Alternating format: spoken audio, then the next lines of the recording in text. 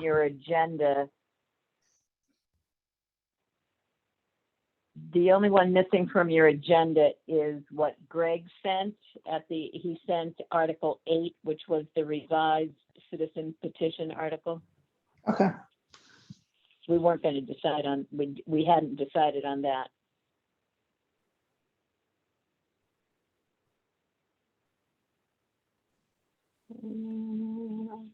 I can open it up here. I have it on my phone. Yeah, actually, Sarah, SEMA is going to move to pass over that article. They just decided this afternoon. Good. So it's, don't need to worry about it. Okay, great. Are they going to pass over both, Greg? Yes.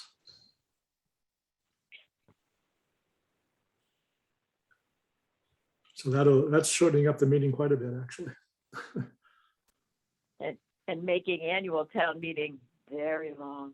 Well, that is true. 2 days. It could be. Could be. Okay. That's good news.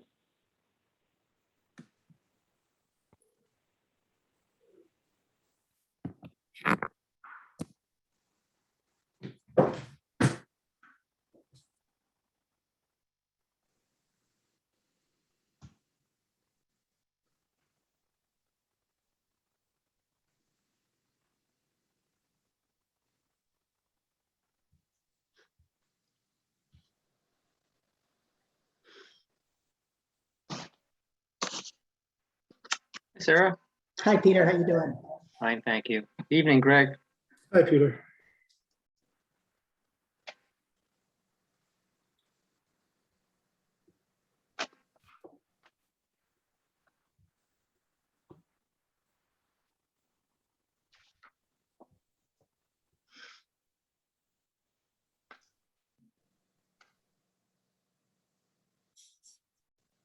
Mark, is that you on the 617 number?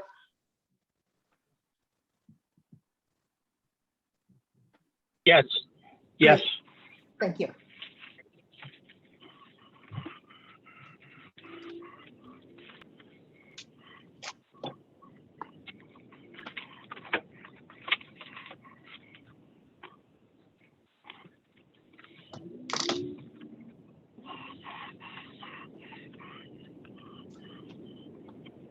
So I'm waiting for one more member from the board to join, either Michael Pratt or Dean. Sarah, I'm here, Mike. Oh, good. Fantastic. Andy can't make it tonight and Mark is going to have to leave at 8. So it is 7:01 p.m. and I will call the Finance Committee meeting to order on November 3rd. We have 2 warrant articles that we discussed at our last meeting and did not take a vote on. We also had one of the citizens petitions that we didn't take a vote on, but it's going to be passed over, so we don't need to do anything about that. So the first warrant article we need to discuss is Article number 2, which is the request from the Recreation Department to have funds for the development of engineering plans and cost estimates for a multi-use field at the old burn dump.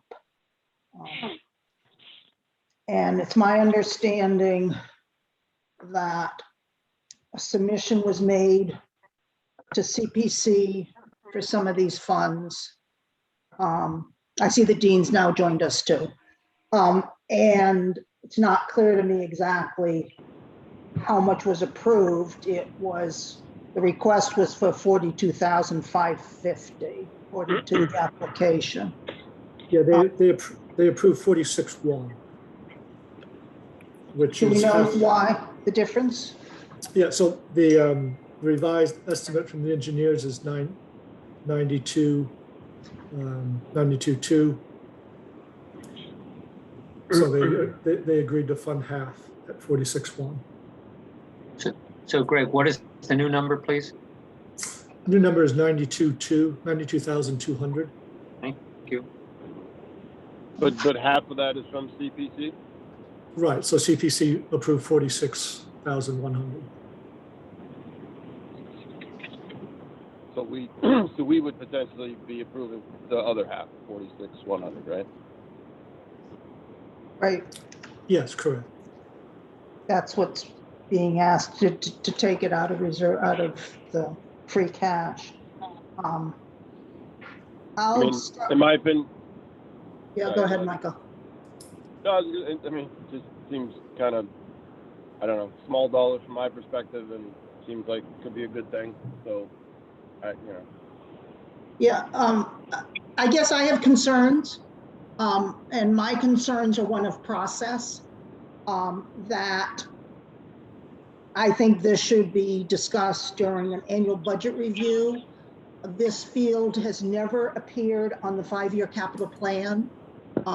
And to the best of my knowledge, we don't have anything definitive whether this is the best use for that town parcel. I also have concerns about the liability of kids playing on the uncapped burn dump. I think that's opening us up for potential future lawsuits. And I just think we need a study done about the other possible uses for the site. And I also would ask, why aren't we improving Mascanoma, the field at Mascanoma Park that nobody uses, rather than, it already has parking, rather than starting anew for a field that's going to cost us north of well, with the design, it's going to be like $1 million. Greg, can you help us with any of those issues? So why haven't you seen it on a capital plan? So the Park and Rec was under the misunderstanding that they couldn't ask for use of this property. But that's a miscommunication between the selectmen and the Park and Rec folks. So they hadn't put it on their multi-year plan. It is part of their, has been part of their master plan. It was part of their master plan work that they had, identified it as a potential site for a field. In terms of the contamination, so the one prohibition that the property has for uses is that it cannot be used for residential use, but that play fields are an allowed use. It has heavy metals. Those heavy metals are in the ground. They are inert, but there are heavy metals there.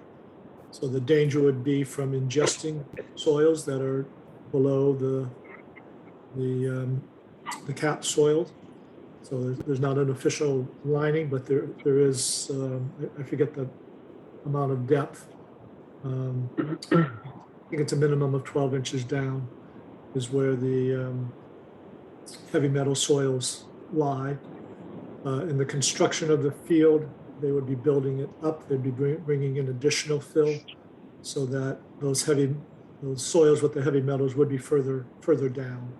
And basically, they'd be buried deeper by putting more fill on top of them. Other uses, that's something that can be debated for sure. The other uses that have been kicked around in the past include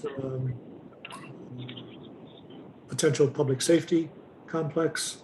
It's a little tight for both fire and police, but it could certainly house one or the other, if not both. DPW use had also been talked about at that site. And then at one point, some advocates for a senior center were looking at that site as well. On a very basic point, for those who are less familiar with the town, this is over on Pine Street, essentially where the recycling is. Is that where it's located? No, it's It's on Pine Street. It's at the corner of Brookwood Heights and Pine, basically. Oh, Um, okay, I know where that is, yes, Sort of catty corner from the state's highway exactly, depot.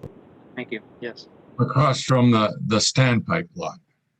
Yes, yes, that's correct. I mean, Greg, as Sarah said about liability, I mean, like, I think of the Magnolia Woods over in Gloucester, they kind of put a bunch of soccer fields, right, over, I think, one of their dumps, right? So, you know, Right. this wouldn't be the first time. Like, so how does that get addressed, the specific liabilities? Is it basically it's no different than any other town property, or like? No, we have Correct. the knowledge that it has contaminants in it. We paid a lot of money to buy those houses that were on there. No, sure, but I guess what I'm saying, like, the reason it can't be residential, I would assume, is, you know, when you know there's contaminants under the ground, they could leak into a fixed structure like a house, and then they get trapped in the house. But if it's an outdoor, you know, bike park, skate park, soccer field, if it's something outdoors and there's ventilation, I would think it's totally different. But Yeah, Craig, what the prohibition for residential use is the fear of young children ingesting soil. That's what DEP's prohibition is about. So the so playfields are, literally, you got to eat the soil to get sick is kind of the issue. correct. Or so we think today. That's our best knowledge today. I'll grant you that. Yeah, I mean, the thing I guess I agree with Sarah is her last point, which is like, if there's a fixed amount of dollars to spend, you know, should it be more on the park at Masconomo, right? Like, yeah. I don't know. But end of the day, you know, a study, like, to take a look, I don't know. Seems small dollars in the grand scheme of things. I guess I feel that's reasonably small dollars, but at the same time, we really ought to be looking at the issue that I think we're debating here. I don't hear the scope of this work as including the settlement of the certainty about subsequent risk. I assume it's more focused on simple land use planning, parking and the like, as opposed to issues having to do with toxic waste or heavy metals. So the plans would have to be reviewed and approved by by DEP. They retain oversight over the use of the property. So any new use has to be reviewed and approved by them. So they would have opportunity to weigh in and to say no if they felt that there was a risk. I would think that the design would include some kind of geotechnical membrane and a certain amount of fill brought over the top. But the question is whether the cost of that wouldn't be comparable to like cutting down some of the, like our land on Old School Street, where there's a nice area behind Shingle Mill Hill, or, you know, locating these things somewhere around town, like East Manchester, West Manchester. It's just one thing that this exercise has done is shown how limited we are in flat areas, and we have to start coveting the areas. And you know, this would be expensive. I support fully more parks and playing fields in town. You know, I'm very disappointed that this particular site is in the funnel all of a sudden without more discussion. But as a general standpoint, we do need more parks. I think it's important to keep the use factors down so we're not pigeonholing ourselves into this astroturf all the time. A town with this much green space really should promote fields. Are there any people that here this evening from Parks and Recreation?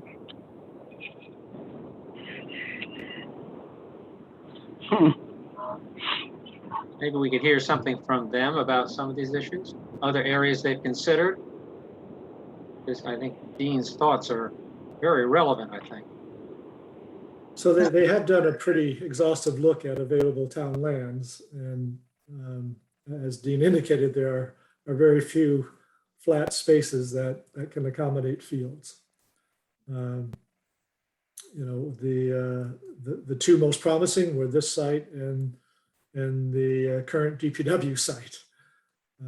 In terms of their master planning effort, those were the two areas that rose to the top. As part of the master plan effort, there were the use that rose to the top in the surveys for this particular site for the old burned up was athletic field. That's the one that received the most support. I think it was right around 50%. The next highest use that got support was solar arrays on this site. The next highest was what? Solar panels, putting up a Oh, total, solar array. And Greg, why isn't Masconoma Park rehabilitating that being prioritized ahead of building a whole new field with expensive infrastructure? Well, I think they do. They have improved Masco, and they have some additional funds to do a little more. It's not being used, and it's wet. So a more extensive rehab is what you're thinking? Yes, so that it's used. I mean, I can see that from my house, and it's hardly ever used. I think I've seen it used, maybe twice in the last month. And it seems to me, why not rehab an existing field before we start constructing a new field for $1 million? Hey, Greg, is building a field here trying to lighten the load, the usage? I know someone said, obviously we use our fields a lot at, say, Brook Street and high school. So is that the thought, to kind of lighten the load on the other fields? Well, not so much lighten the load as there's just more demand than supply in terms of field time. So And with the upcoming, Sweeney Park revision too had something to do with it, right? Because we need to put. Right, so that's why this has sped up. That's why it's before you now rather than under the normal time sequences. That they are thinking that when Sweeney's under construction, then they're going to be in a real volume. So, now, I had a thought on, this is going to be used for school type activities as well, right? For like practices and field hockey, and or is this strictly a town recreation like Little League? it'd be used by multiple teams, and so yes, some schools teams, some town leagues, both. So would the area off School Street on, where the old Silver Star Stables or somewhere up by the Manchester Athletic Club, that would be more centrally located between Manchester and Essex as well, for a field, for people from both towns. I don't know if there's any thought about that as well, where we're married with the school system, this kind of branches off as well. So purchase some new land is what you're saying. Is that what you're saying, Dean? Possibly. I mean, there's no town-owned land up there besides where the compost area is. Right. I personally don't think that's like a huge deal swinger. Whether this is on Upper Pine versus the I mean, all my boys went through baseball, and the Essex kids got to come to Sweeney for, this, but then we go over to Essex and Field of Dreams. I mean, it's, you know what I mean? The half-mile difference, I don't think that's kind of a big deal swinger. Maury, do you have any thoughts on this? You're muted, Maury. Hear me? Sporting a bit of a cold. I am a little sensitive to Mark Weld's comments at our last meeting about how the Sweeney project seemed to have moved ahead of where we all thought it was on the capital plan. So that's a little bit of my concern there. I don't know, I do think it's probably a good use of the location because I'm not sure we can do too much else in that space. I guess I would say I wouldn't spend a whole lot of money making a huge permanent facility because the town in 3 or 4 years might want to use that parcel a little differently. But as a stopgap measure, if there's something quick we can do there and it doesn't butt up too much against some of the environmental issues there, I'd do it. It's going to be $1 million. Yeah, That's a lot it is a lot. for a temporary.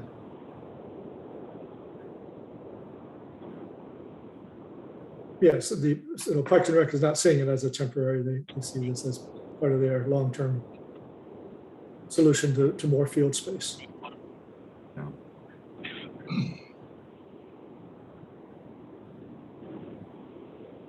Any other thoughts from the board? Sarah, it's Mark. Can you hear me? I'm Yes. in a vehicle. Okay. Yep. I'm a little disappointed that Parks and Rec doesn't have an advocate for this project, either at the last meeting or this one. Furthermore, we were the ones that directed them to seek out perhaps the CPC alternative, which was passed. And as part of that application, there was a not insignificant submission of aerial photographs showing how this might work and all that. There's clearly been some work put into this, but we have seen none of it. And I'm just disappointed in that. And then to come in and say, well, we need to do it right now, because we kind of forgot with Sweeney, we're going to need some interim space. I just think it's very poor planning. I don't disagree with either Dean or Michael that we need space. That's good stuff. But I don't think the thing has been tossed out by DPW or police use that I know of. So if it weren't for the timing, I would be totally against this. But if the rest of the board seems to think that this is a proper use of our time and money, and I'll just remind folks that we've argued over $2,500 at the library before, let alone basically $100,000, because that's what it is. It's just where does it get funded at this point? Greg, what are the ramifications of deferring this till the Springtown meeting? Why does it have to be this meeting? So the hope from Park and Rec's perspective was to get the engineering done in the next couple months and then have a construction proposal ready for the annual town meeting so that then construction could commence this coming summer. Ahead of Sweeney Park being approved, Greg. Is that ahead of Sweeney Park being approved, or are they going to go for approval of this project and the $1.5 or $6 million for Sweeney Park next town meeting as well? Right. There's been some early talk about combining the two in one proposal, and potentially using community preservation funds to pay the potential bond for both. Right. But we do not need the apart from having a broader playground platform. We don't need this project unless Sweeney Park is going to happen. Correct?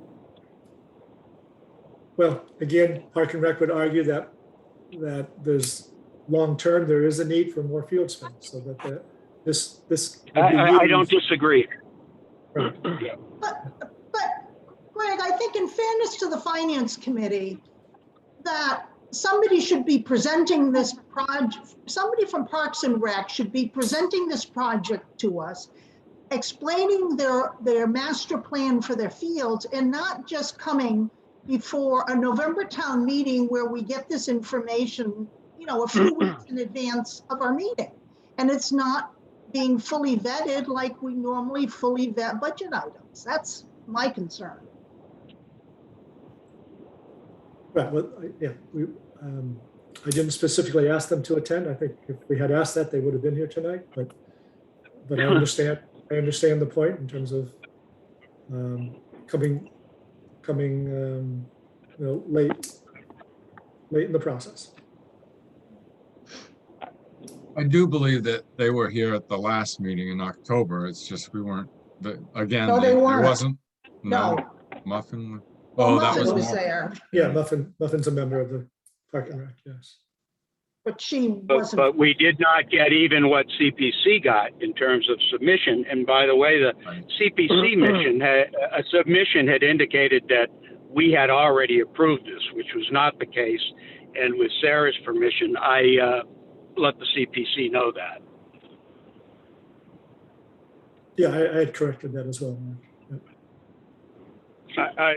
I agree with all the comments that both Mark and Sarah just said about we should have had, someone from Parks and Rec should have been here. We should have been walked through the details. I agree 100%.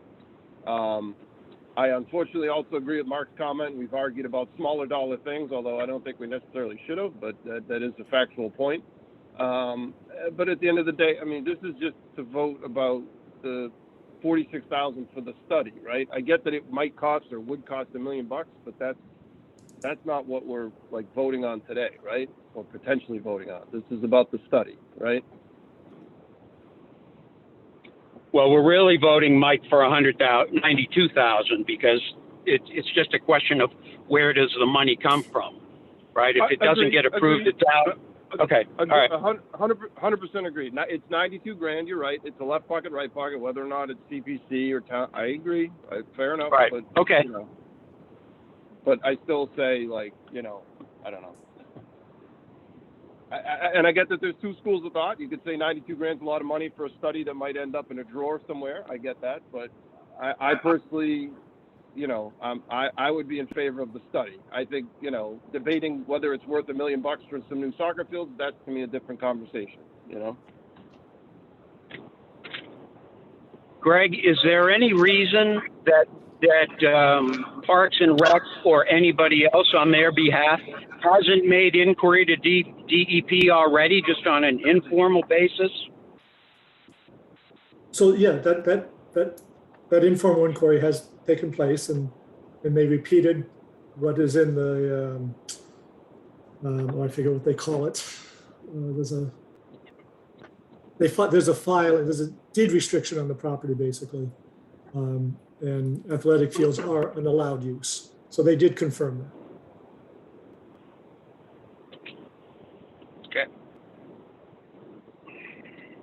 Could we support a more broad-based conceptual study with estimates of, say, 4 or 5 different sites? No, Dean. You don't want to do that. We can't. We have a specific warrant article on the warrant. Yes. And we have to either say we support Yes, it or we don't support it. Those are the only 2 options we have. Okay. Understood. So does somebody want to make a motion? I'll make the motion, Sarah.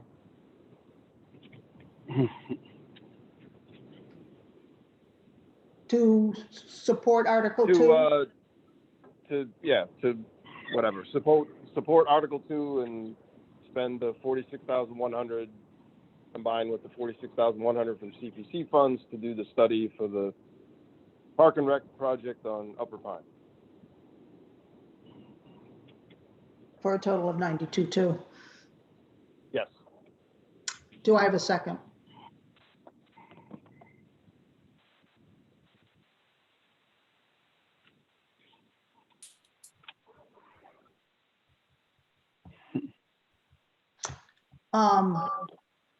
I will second it for purposes of taking a vote. Is there any more discussion? If not, I'll move to a roll call vote. Mark? I will say yes.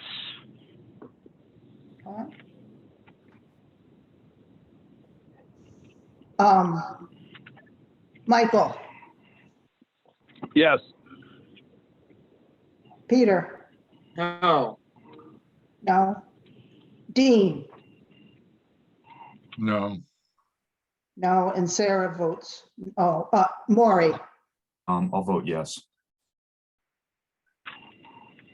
Sarah votes no. So it is a vote of 1, 2, 3, 3-3. 3-3. Yeah, So it That doesn't fails. carry.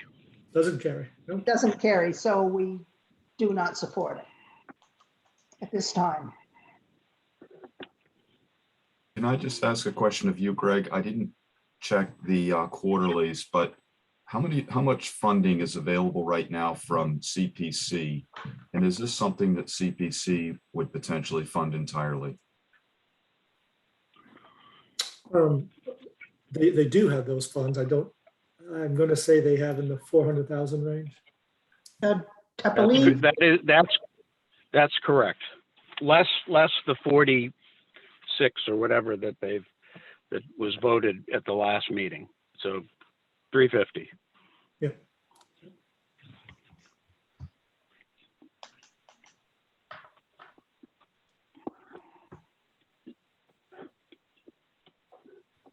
Maury, is the implication of your question that understanding it was been turned down here, that they could turn back to CPC to amend the article before the town meeting to have CPC funding alone? I guess the direction of my question is more that we roll up to town meeting and there's usually a scramble to figure out how to use CPC funds.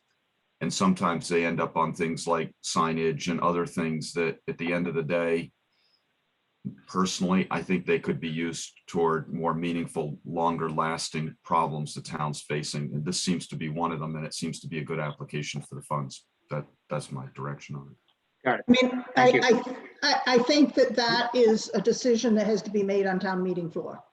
Right. All we're doing is yes or not no? supporting it. Well, just a point of information for Maury, because it's a fair question, is that there were no applications, Maury, for this town meeting until we suggested to the Parks and Rec that perhaps they would ask for some of it from CPC. So this will be the only CPC application for the November town meeting. Okay. So, so Mark, is that in a weird way, I guess, kind of a good thing if they're looking, if whoever's looking to get the full 92 from CPC? I don't think, I I don't think that's, I don't think that's part of the finance committee meeting. Right? Well, I suspect what he's doing, Sarah, is just asking because I'm the liaison to the CPC for an informational thing. I don't think there's any predisposition there, Mike, to say they want to fund the whole thing. In fact, quite the opposite. Yeah. In the last 5 or 6 years, we have tried to make sure that the CPC does not wholly fund almost any of their applications so that others have skin in the game and whatnot, whether they be private, like the First Congregational Church, or whether they be town projects, like the town common, for instance, so that the CPC would provide, pick a number, 50 to 60% perhaps, but not the whole thing. That's been the policy. Thank you. I was just asking a question for informational purposes. I thought I was okay doing that. Yep. Can I ask a question for informational purposes? Sorry, I know I'm asking a lot of questions. Yes. Usually CPC, we usually talk about this for the spring town meeting Right. in the context of the whole budget, but it sounds like from your comment, Mark, there were no applications for this meeting, but I didn't think that CPC was a candidate for fund spending on the fall meetings, but maybe I'm wrong on that. they were not a candidate for that, and it was myself that raised it at the last meeting that perhaps the Parks and Rec could consider that, because I was aware of the balance that was existing in the CPC thing. So I thought it would be something that was worth their pursuing. And I might add that the chairman of the CPC suggested this to Parks and Rec 3 months ago, that if you're going to consider this burn dump and need some money and that kind of thing, you might want to consider making application to the CPC for part of it. And they elected not to do so until they were reminded of it after our last meeting. Great, thanks. Right. In fairness to Park and Rec on that point, the selectmen felt that they would pursue funding for the design and ask CPC to fund construction costs. But that's neither here nor there. That's not that critical.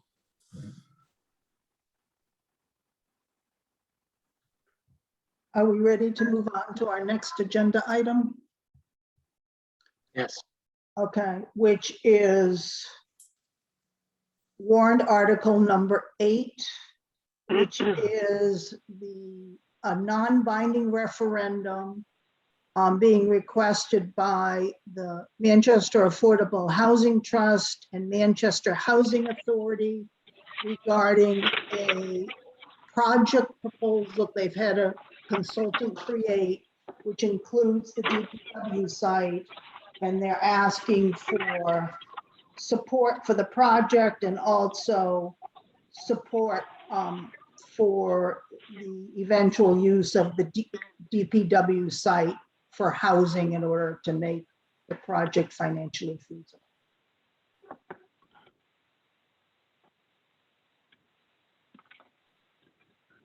And we talked about this in October, and I think concerns were raised because there wasn't sufficient financial information.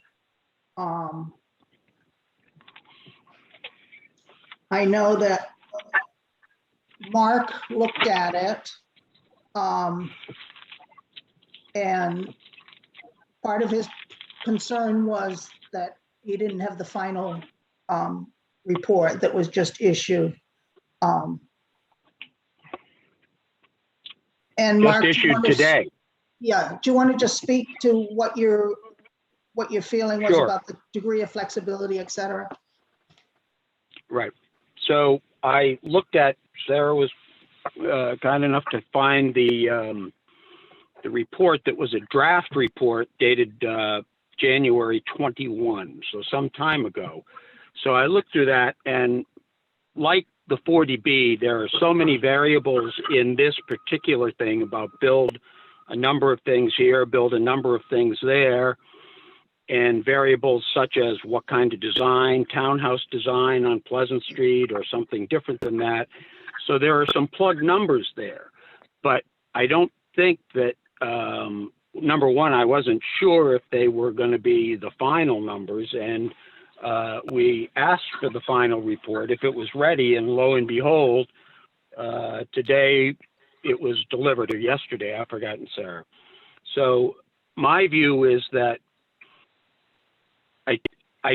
there's so many variables on the numbers, including cost to construct, value, which for those of you that track the 40B with me, that's basically a capitalization rate of what somebody would pay for an apartment building or a townhome.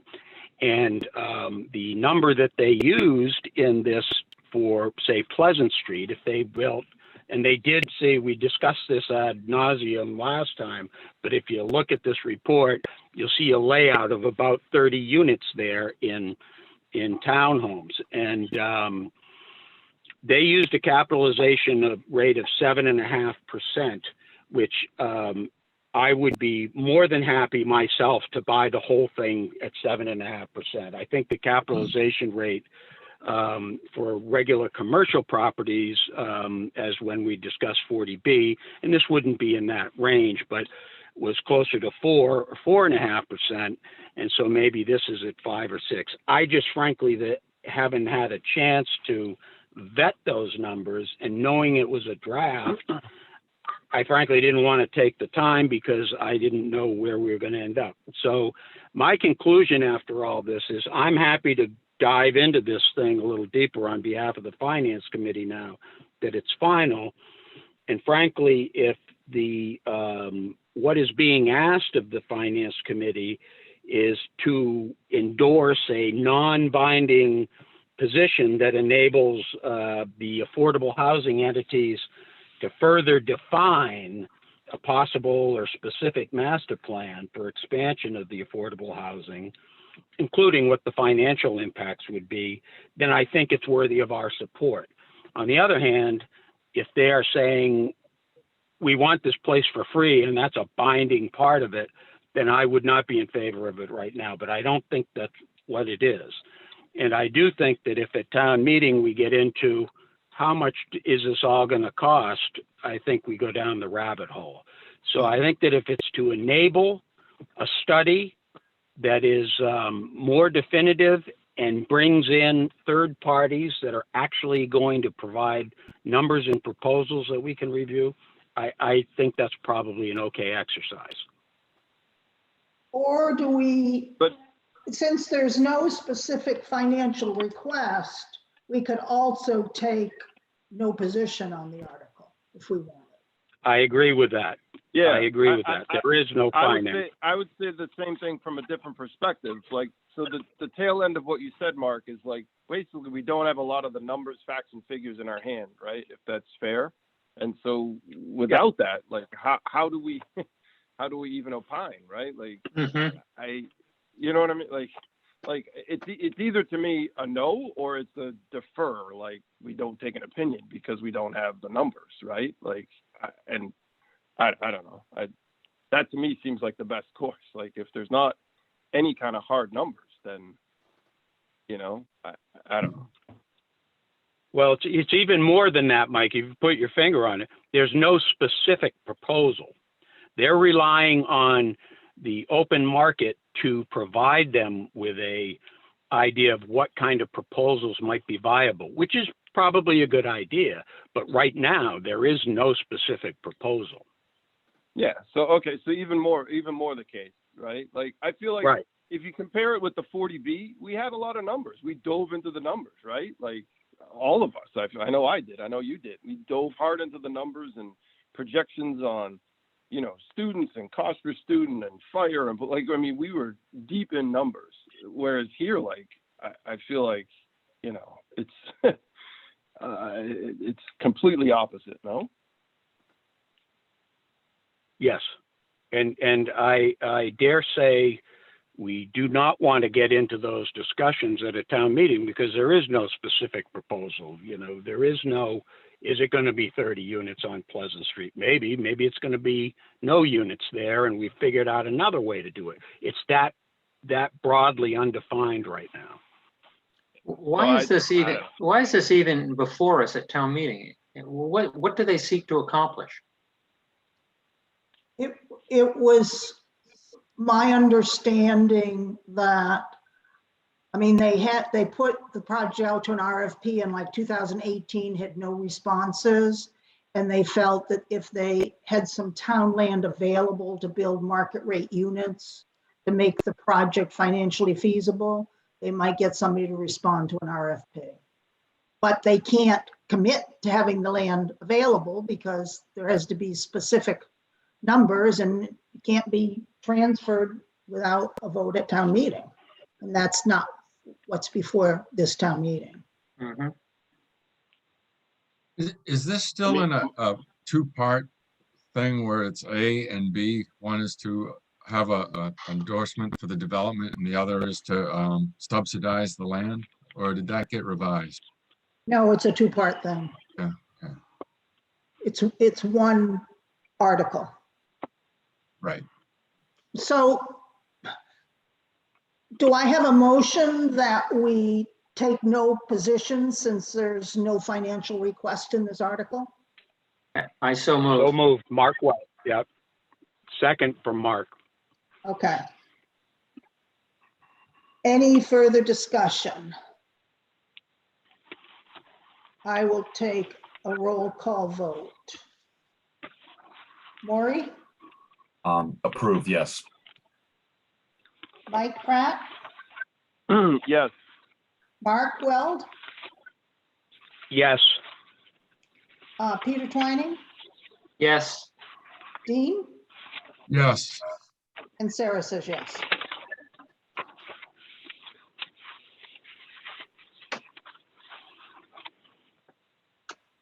Can I don't want to belabor it, but I don't, maybe this is a question for Greg, but this, if we take two proverbial steps back, what is the end goal here? It's to, I believe it's to add affordable housing units. Is that kind of the end goal? Yes, but specifically, well, two primary goals. One is to generate dollars to renovate the housing authority units, which are in very sore need of renovation, and the state is just not coming forward with dollars to do that. They are basically doing the bare bone minimums to keep those units habitable, but not much more than that. On that point, on that specific point, can we just take town dollars to if the state won't, can we, or no, because it's the state's purview? It's not that easy. I mean, No.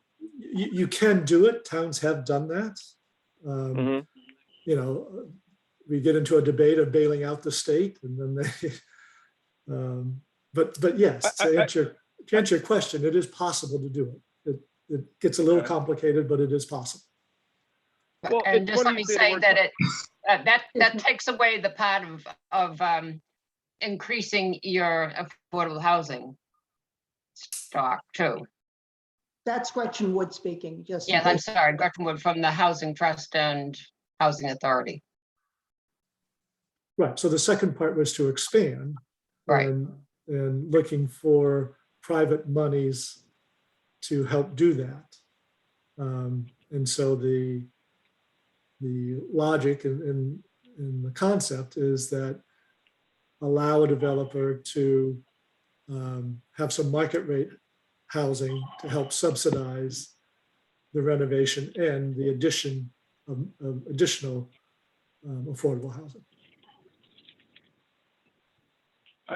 I guess just in general, it seems like a very complex and complicated way to get to the end goal. You know, if one of the goals is to upgrade or rehab the existing affordable housing in town, like let's talk about that specific, right? Like, or if it's to add more units, let's talk about that. But I don't know. This just seems like a weird way to go at it.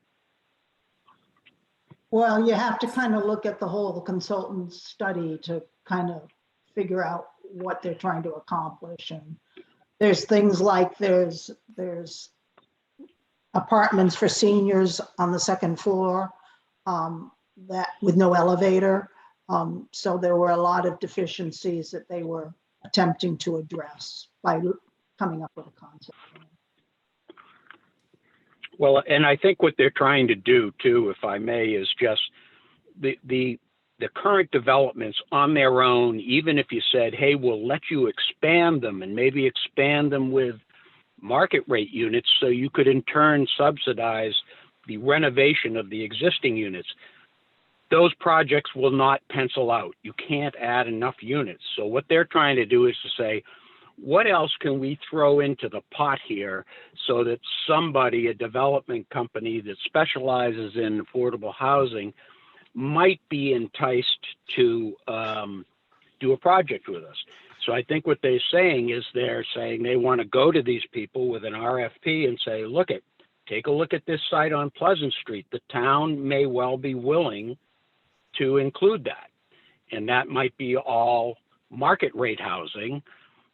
You know, you figure out what the density might have to be, and we'll see if the town is accepting of it.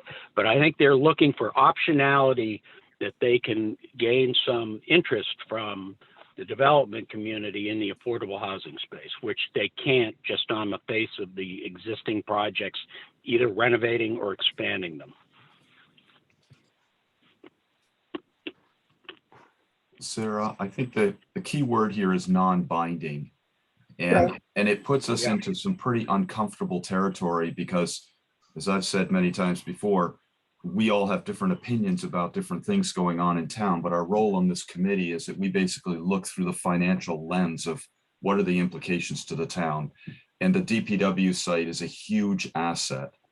And so to sort of say, yes, we're in favor of going open loop and bidding this out to somebody, but not knowing the numbers runs counter to our role, I believe, here. So if it was framed differently or worded differently and really was non-binding, but I think that all of us in our role here, we're going to have a hard time getting by this in the future if it doesn't have some sort of numerical data attached to it. So, Okay, thank you. And I like that more. I like your reference of huge asset because that's how I think of that too. That's a huge asset, right? yep. Are we ready to move on to reviewing the accountant's quarterly report? Did people have a chance to look at it? Yeah. I see that Andrea's on, so that's good.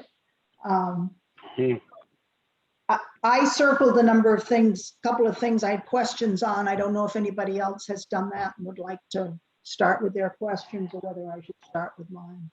Sarah, what, I'm trying to find it on my iPad. What day was it sent to you? I saw it, but I can't seem to locate it at the moment. It came from whom? I sent it. You sent it, okay. I sent it on, today's Wednesday. I think I sent it on Tuesday. Okay, Yesterday. thank you. And the Yeah, timestamp is 12:34. Thank you. Thank you. 234.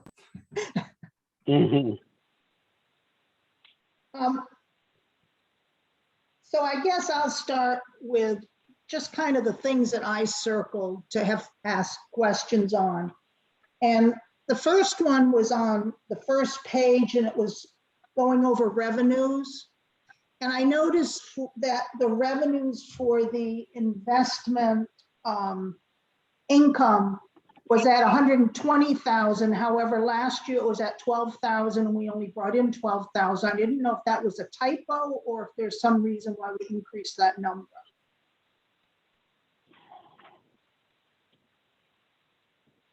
We ended up increasing that number. This is Andrea, can you hear me? Okay. Yes, thank you, Andrea. All right. We ended up increasing that number because over the last 3 years, we've gotten, it's been significantly like under budgeted. Okay, So we brought it back up to what we've been getting in the past couple of years. so that's one we'll have to watch going forward throughout the year. Okay. Oh, but last year was only 12,000. Yeah, So I'm trying to reconcile with what Andrea just said. It's been a lot higher the past. 2 years. excuse me, it was 12,000 in the first quarter last year. Okay. Got it. Okay. Yeah, this Yep. year, it's only 2,200 in the first quarter. Got it. So basically, we're going on an annual basis from Yeah. 50 up to 120, roughly. From 12 up to 120, yeah.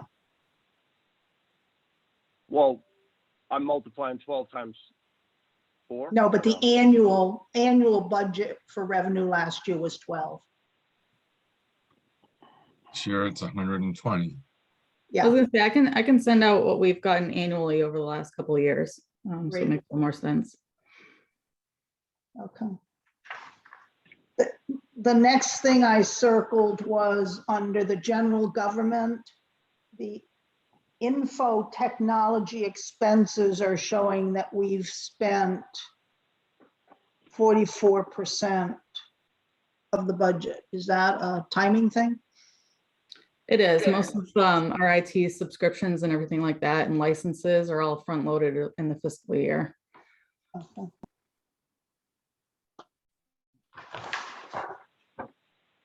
Sorry, I have to go through my pages. Police expenses are showing we've expended 42% in the first quarter, whereas last year we only spent 24% in the first quarter. Are we in trouble there?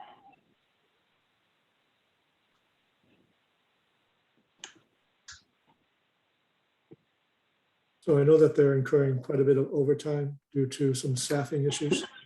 So This is expenses, not salaries. Is overtime in expenses?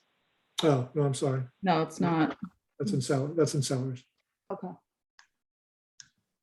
Yeah, we'll take a look at that. okay, yeah. And then the next one was the expenses for the harbor master, where we've spent 91% of the annual budget in the Yes. first quarter. He's had a lot of repairs and things like that with the boats. So he's run into a few issues this year so far. So are we expecting that's gonna hit the reserve at some point, or the FinCom reserve, or? So part of the vote at town meeting coming up is to give some additional dollars for Okay. some of those repairs. So we're hoping that'll be sufficient, but it will be tight. Okay, What was it, for repairs or for a replacement boat, right? both. Well, there's Both. both. Yes, it's both. There's about 10, so there's 120 altogether. 10 is for repairs and the 110 is for the replacement.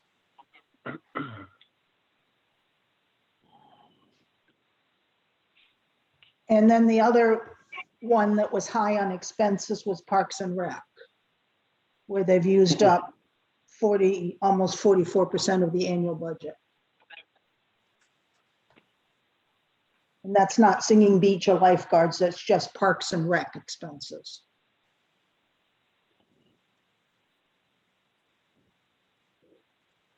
So I don't know what's going on there.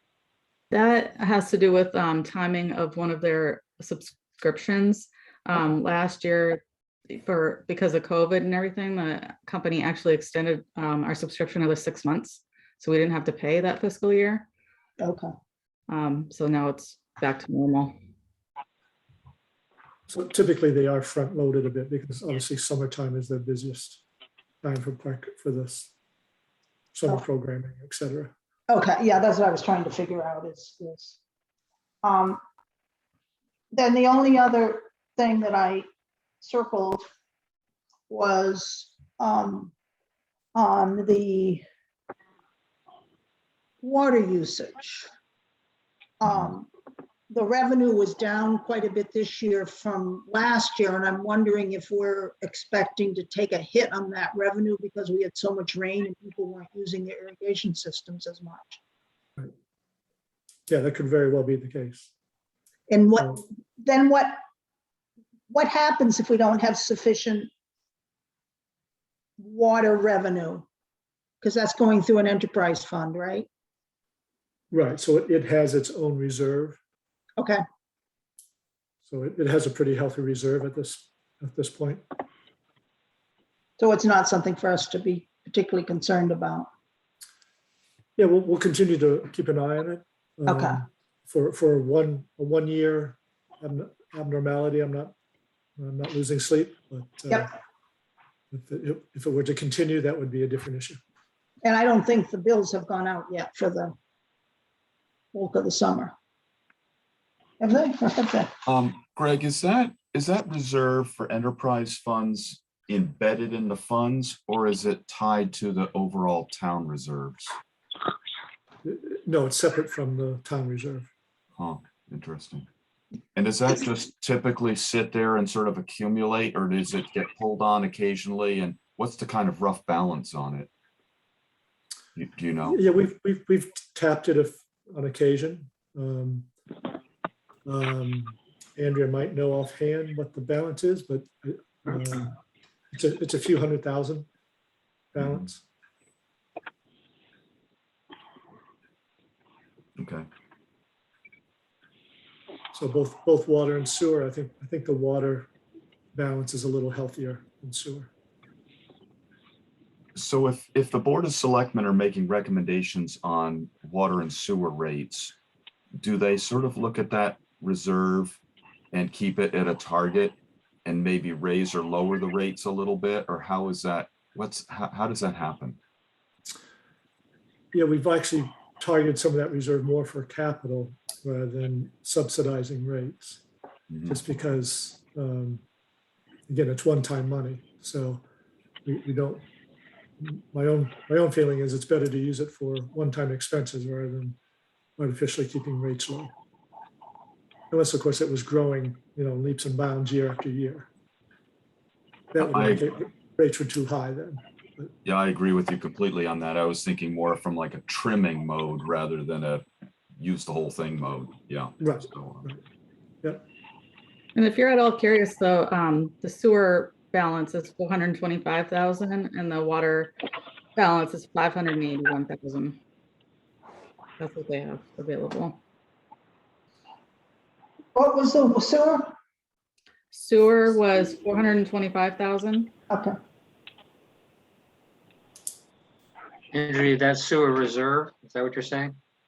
Yes, also on retained earnings, it goes by as well. Yeah. Yep.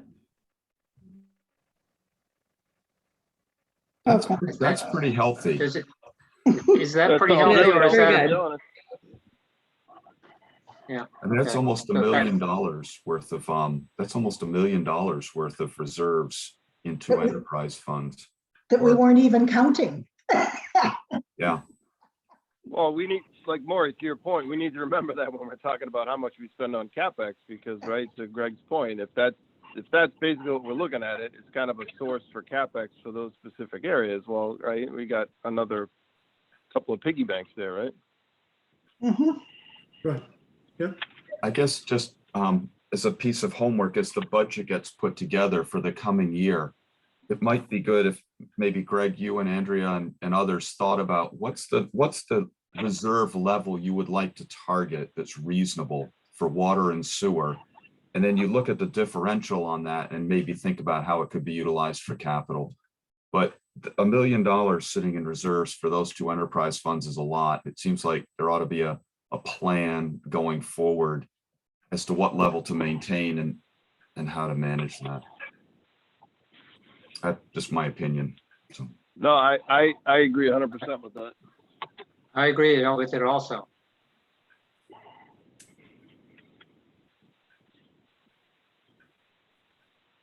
Okay, we'll try to remember that when we get to the budget. Can I jump in with a couple of questions? Yes. So this is open-ended for Greg and Andrea, but just on the revenue page total, is there anywhere that you would like wave a red flag or hopefully maybe even wave a green flag?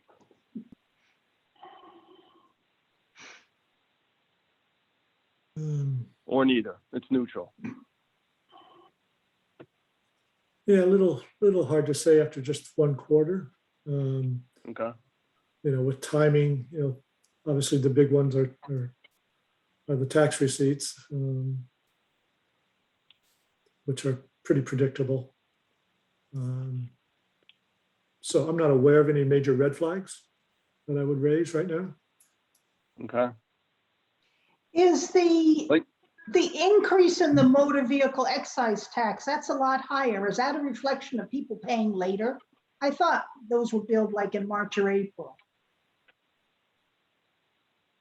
Yeah, the biggest one goes out early in the year, in the calendar year. Okay. Yeah, it's like, I thought it goes out in like January, right? Yeah, that's my memory. January, February. March, yeah. Okay. But do we know that amount before January or no? That's when we know it. That's when we know it. That's when we know. Okay. Yep. And so we upped it from 900 to 975, right? Year over year. Yeah. Correct. Is it fair to say, because I don't have the actual for the full year of last year, that 900 revised budget for last year was probably low, right? Yes. What was the actual? Do you know offhand? Look it up right now.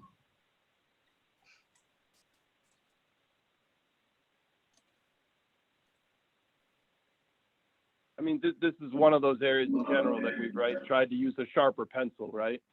Yes, exactly. Mm-hmm. Oops.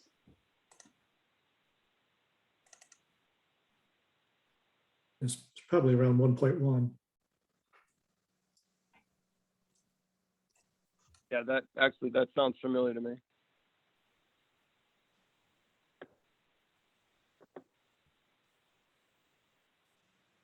So I just had one more question. While Andrew's looking up the actual from last year on insurance. Obviously, I'm guessing a lot of these policies, right? We just pay once a year, right? Correct, yep. Always in Yeah. July, What's that? always in July.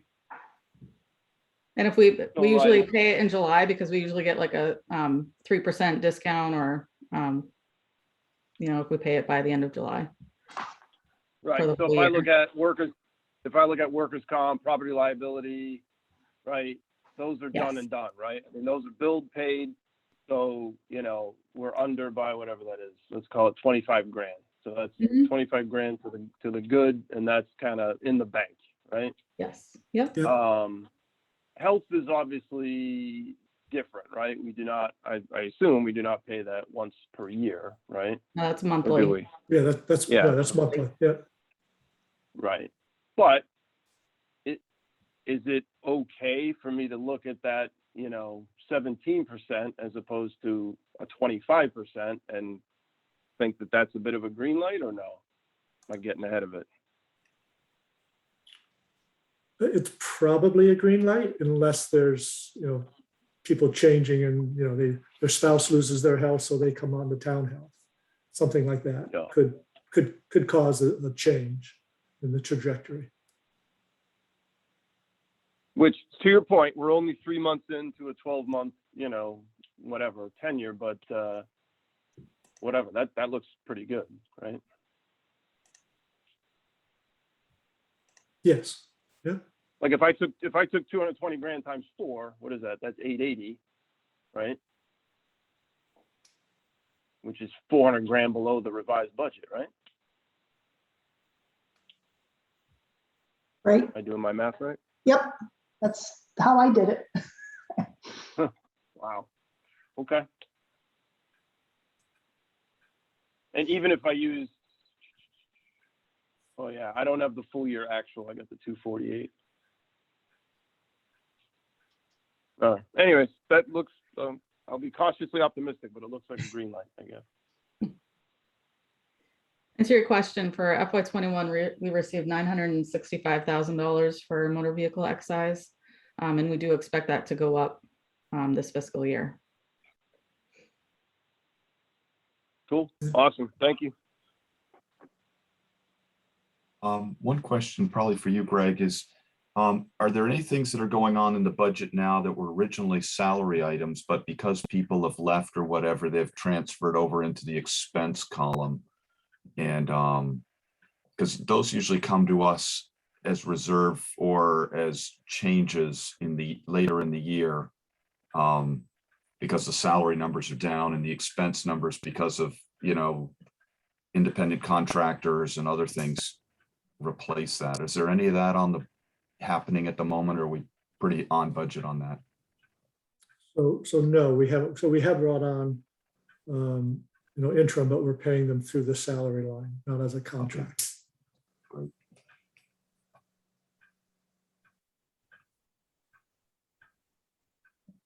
Any other questions on the first quarter report?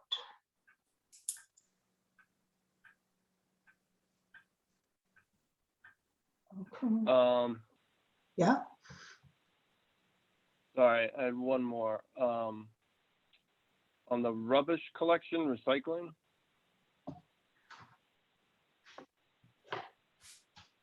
That looks like another, again, potential green light, but am I not looking at it right?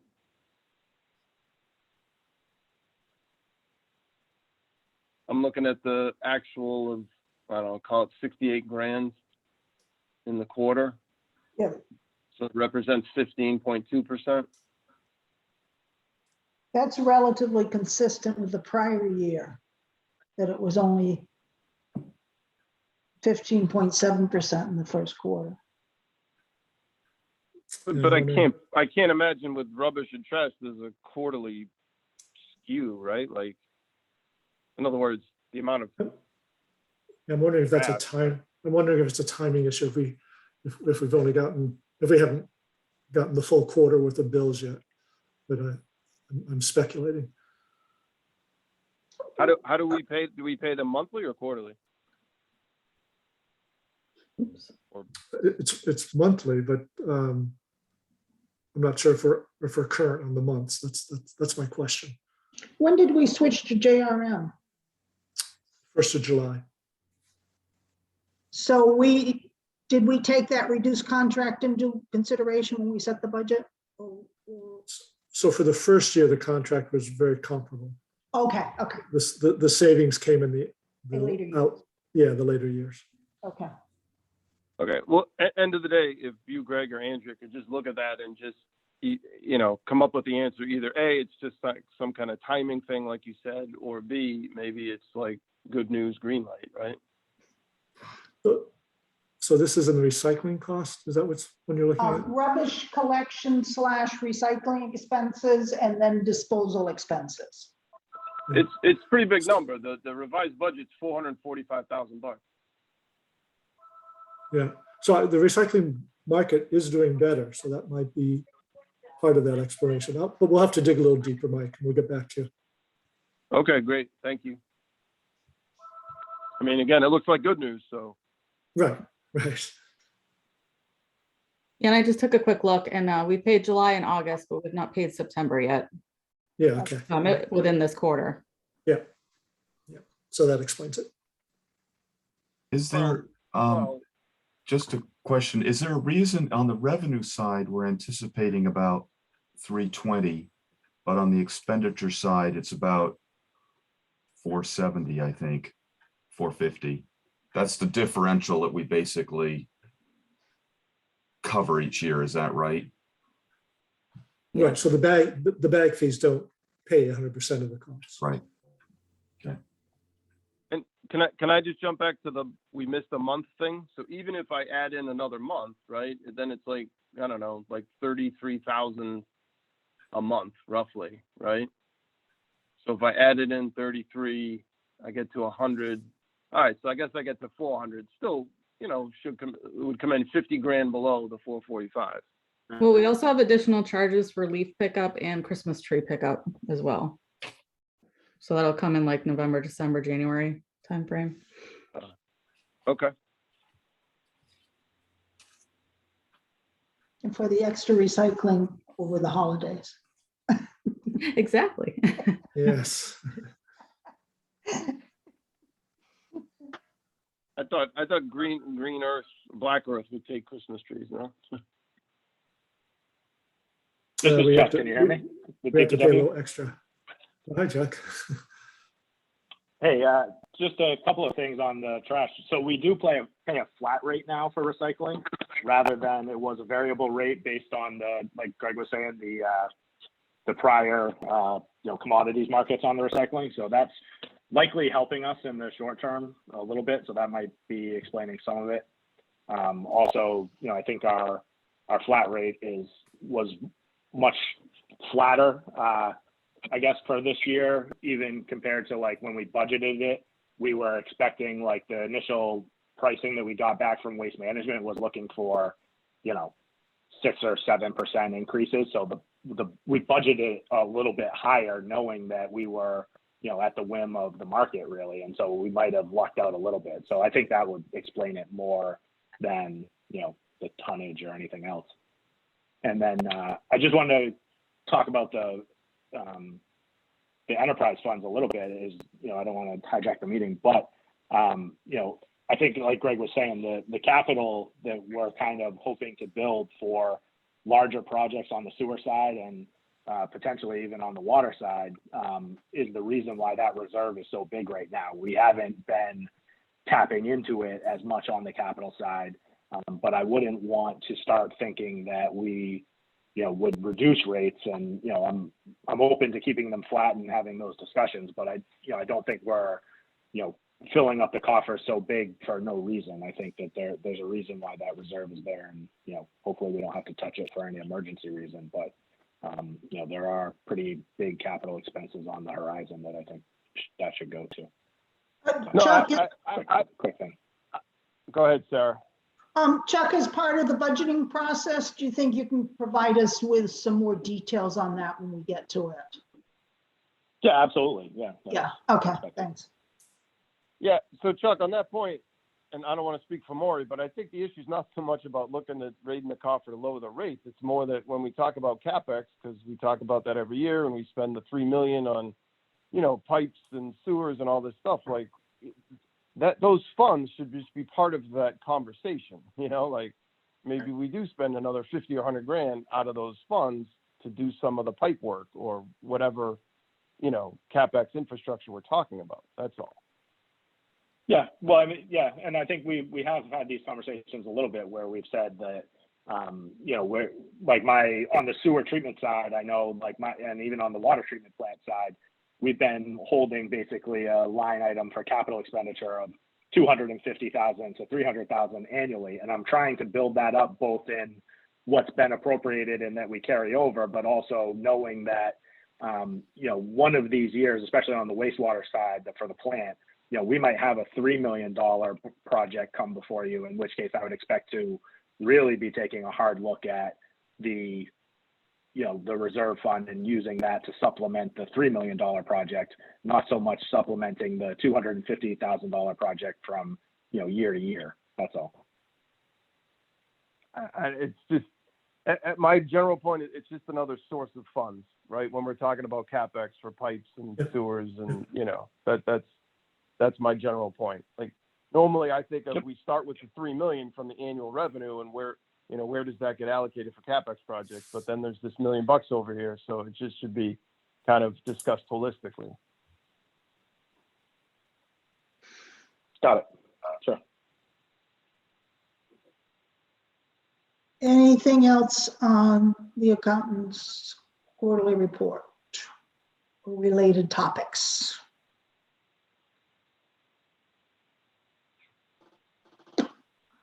If not, we'll move on to discussing the use of the American Recovery Plan Act, ARPA funds. Despite the fact my original agenda said Protection Act, it's Plan Act. Yeah, a lot of acronyms. A lot of acronyms. So just sort of high level view, I sent a memo out earlier. You know, we have roughly 1.5 million coming to us through ARPA, and it can be used generally for COVID-related expenses, for economic recovery, for sewer and water infrastructure, as well as broadband infrastructure. The broadband is a little more constrained. It's supposed to be targeted for underserved areas. And then finally, it can be used to replace lost revenues. And then that becomes a less restricted area of spending. You can spend it on general governmental expenses. So in our case, you know, we certainly had a reduction in beach revenues. And so we could use some of those ARPA monies less restricted because of that, in the $150,000 to $200,000 range. So in thinking about the 1.5 in broad brush strokes, we've been thinking about $1 million goes to DPW for various projects, water and sewer related mainly. And then, in the area of 500,000 for some other potential uses. And so on the spreadsheet that I provided, first on the DPW side, the first 3 projects are really design efforts in an effort to position us well to tap into what is hoped for additional infrastructure dollars coming from the state and federal governments. Assuming that, well, the state is putting some of its ARPA money into infrastructure, and we're still waiting for House and Senate and DC to see if they pass an infrastructure bill. But aside, Greg, but aside from the infrastructure bill, which is in Congress, does the state think there'll be other monies coming from the state other than the 1.5 that's now projected? Yeah, so the State has state, also got it. I'm sorry, go ahead. Yep, the state received about 5 billion in ARPA money. And the House has proposed, I think, 3.5 billion in a long list of different expenditure areas. Some of it is infrastructure. So they may be adding to some existing grant programs that they have. So there'll be additional funds and they'll be able to fund more projects. So the thinking is that we should be ready to tap into those if and when they become available. Yep. And so that's why you see some of the design work being advanced. So the downtown improvement program is looking at phase 2. So the Central Street and Union going up to Beach.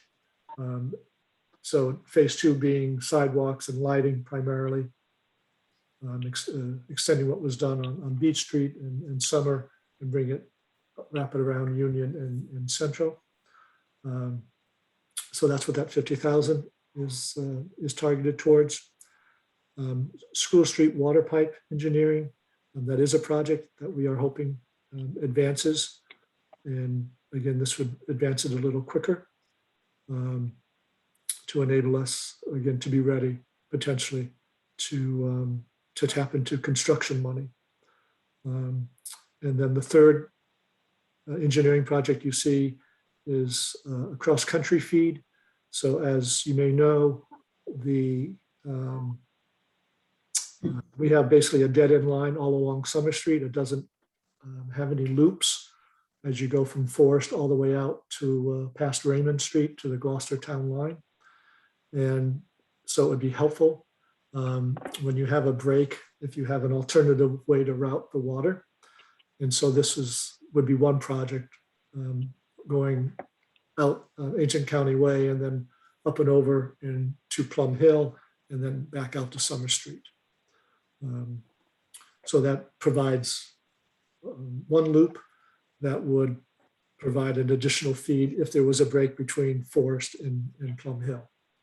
And then you could continue to feed the rest of the way out, to the Gloucester line.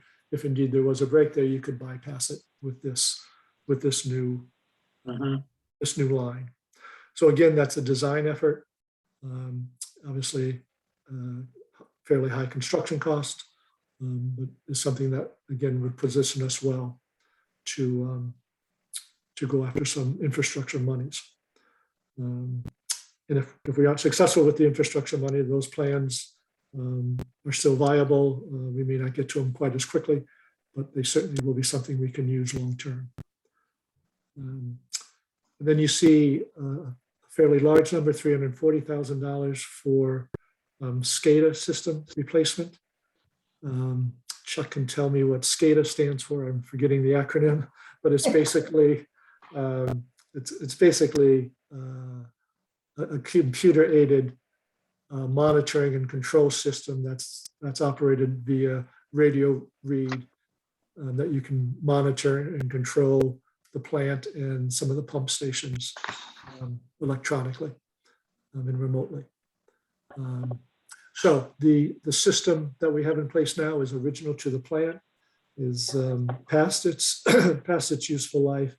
Replacement parts are almost impossible to get, and the whole system needs an upgrade, replacement and upgrade. So that's the $340,000. And then the last item is two different items. One is to put a mixer in the water tank. So right now that water stratifies and water will stagnate and sit in the bottom of that tank and not move, just the way it's configured. And so with the mixer, you would stir up that water and have a more uniform composition, and you can improve water quality. And then the other component of that 100,000 line, $100,000 line is for replacing the main water meters at the water plant. Again, we suspect those are not reading correctly and would help us with our total water accounting process, annual reporting to the state, and will enable us to better monitor and track water use. So those items total about $642,000. And then another 450 would be used to towards construction costs. Either those projects themselves contribute towards some of the projects up above that were designed. And then in the other category, the 50,000 is allocated towards anticipated COVID-related expenses. Most of that is for Board of Health staff hours. So with the public health nurse and the Board of Health's administrator, putting in additional hours related to COVID and the pandemic. And then another broad category that needs further definition. I provided you with some additional background, but so this is with the local rapid recovery program that Manchester participated with Essex, and it's geared toward providing assistance to local businesses to help them get back on their feet and recover from the pandemic and the loss of business and revenue. And so that study generated a list of 8 recommendations. I gave you a summary of those eight recommendations. And so the goal is to pick 2 or 3 of those and to advance them to implementation. And so I'm showing $200,000 that would go towards the implementation of a couple or 3 of those 8 recommendations. We hope to, in the next couple of weeks, nail down which of those 8 we want to advance. We're getting some additional feedback from the business community, and the selectmen will be discussing which of those 8 recommended projects we might advance. Again, we can talk a little bit about those 8 if you'd like. Again, I gave you a brief summary of those 8. There is a very comprehensive report that came out of this effort. It is on the town website if you want to dive deeper into the report. There's a lot of good data that was collected and an analysis of our business community, both in Manchester and in Essex, and examples of other communities that have done some of the recommended steps and how they have worked and what they look like. So again, there's more detail there that we can get into. But as a quick overview, I'm targeting that 200,000 towards that effort. And then finally, I'm showing $150,000 towards climate resiliency efforts. And again, the actual projects themselves are still being defined. I should say, just parenthetically, that we have 3 years to spend the ARPA funds. And so we do have some time. And so on the climate resiliency, of the 150 that I'm showing as a set aside, 15 of that would be put to use right away in the Voices for Climate project that is a regional effort. The city of Gloucester has committed 50,000 to that effort, and the other 3 towns are being asked to contribute as well to help us help identify what people's top priorities are and concerns are in terms of climate change and the impacts it'll have on our daily lives. And so the idea is to make sure that whatever solutions that are being pursued are well grounded and well supported by residents. And so we want to listen deeply to what residents have to say and what they identify as priorities, so to make sure that we are targeting our solutions towards what people care a lot about.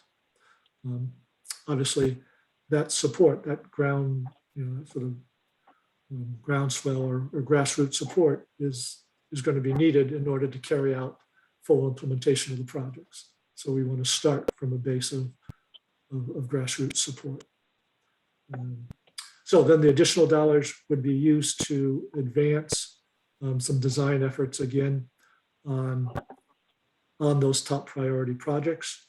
And again, in anticipation of both state and federal dollars that will likely become available for climate resiliency projects. So for example, the state has two existing programs, the Coastal Zone Management Program and what they call the Municipal Vulnerability Program. Both are very competitive, and this legislation that's looking at that 3.5 billion, they would put significantly more dollars into those two programs, and therefore they'd be able to fund more projects through that grant process. So that's a fairly high level overview of where the current thinking is on how we put to use these dollars, and welcome your questions and comments and suggestions.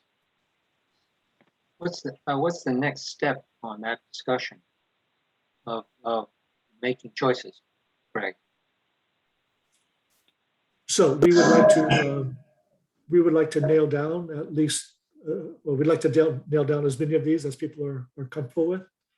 I think the sooner we can move forward, at least is there a process that's been defined to do that, to get the feedback and make so ultimately these are decisions that the selectmen make. It's helpful to have your input, and they would look for you to give your recommendations, and we're hoping to do that over the course of the next month. Okay, that's helpful. That gives me a time frame too. So, Greg, on the economic recovery efforts, when I looked at those items, it seemed like a lot were being done in conjunction with Essex. How would we make sure that any money we devote to that is only for Manchester implementation, not Essex? So there's a lot of common need in both communities, but we would be doing our work, primarily on our own, with the one exception, and that is the potential of sharing a temporary economic development coordinator. That was one of the recommendations. And if the two towns then would share that cost for either contracting or hiring an individual that would work intensely with the business communities in both towns. And so again, details would have to be worked out, but the thought was that would be a 50-50 cost share. So you're narrowing down that list based on input from the business owners, am I interpreting that right? Yes, we're hoping to get some additional feedback in the next week or so. Sue Brown has been heading up that effort, and then going back to the selectmen with some of that at their next meeting. Okay. hey, Greg, can I just ask I guess, DPW type of question? But where are we with the Central Street Bridge thing? Yes, so the Central Street culvert and dam. Yeah. We are waiting to hear from FEMA whether or not we're going to be awarded a large grant through what they call their BRIC program. And we're optimistic, though we won't know until we get the final green light. We're optimistic that money will come through. Assuming it does, then we will be targeting construction starting basically a year from now. Next fall is when we would target construction. I guess here's where I'm going. I remember rough numbers, correct me if I'm wrong, obviously, of like, 5 million total. We thought we might get 80% in grants, which means we're on the hook for $1 million. And I was just kind of like, well, if this is $1.5 million that we're getting, then I don't know. It just seems Right. like an easy square in a square box kind of thing. Yeah, unfortunately, bridges and culverts and dams don't qualify for the ARPA money. Oh, So, okay. so yes, that would have been an easy, we do have a good chunk of that money already set aside. So we have been having capital monies put aside for that project. I think we're in the. Yeah, no, I understood we got the catch. I was just thinking it would be an easy way to spend $1 million of $1.5 million, but Right. fair enough. If there's whatever, sounds like there's a lot of hoops. You would think that infrastructure is infrastructure, but I guess not. No, right. No, they were infrastructure. They limited it to water and sewer. Well, there's certainly water involved with culvert, but Well, yeah, anyway. I'm sorry. Drinking water. No, I know. I'm being facetious. Yeah, no, I get it. Okay, that was my question. So I'll just say my one high level comment. I'm 100% on board with everything you listed for DPW. I'm much less on board for the other stuff, because the DPW stuff is very tangible. It's very black and whitish to me. The other stuff, I'm I'm lukewarm at best. Yeah, I think I agree with the DPW stuff.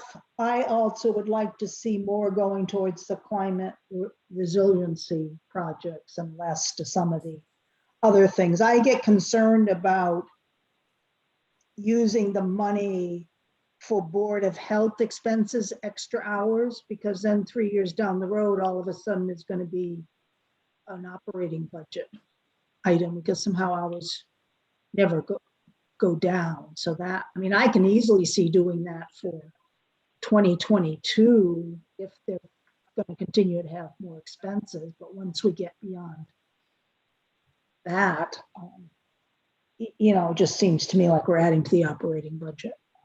And I'm not sure about this economic recovery efforts. Yeah, no, I'm the same way. I mean, if you told me it was going to be like, I don't know, direct tax relief maybe for local businesses, that kind of sounds one way. But now we're going to hire a new role, and what did you say, an economic coordinator? I mean, I don't know. All right, so take a look at the 8. That was just one of the 8 recommendations. It certainly doesn't have to be that one. And Greg, the other thing you said is you don't have it listed here, but we could allocate it to the lost beach revenue. And you said we had more flexibility if we did that. What would that mean? Well, so that's how I'm funding the climate resiliency. So that technically isn't one of the categories. Oh, okay. So we will be capped on how much we could put towards that. I don't think we could go higher than 200, because they have a formula that you have to apply towards your lost revenue, and you get a certain percentage of what you lost that you can apply.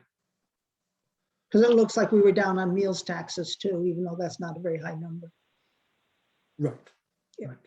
I have sort of a mechanical question, which is, it looks like this is essentially a grant. But how do you thread it into the budget? And I guess it ties a little bit to Mike's comments and Sarah's comments. Do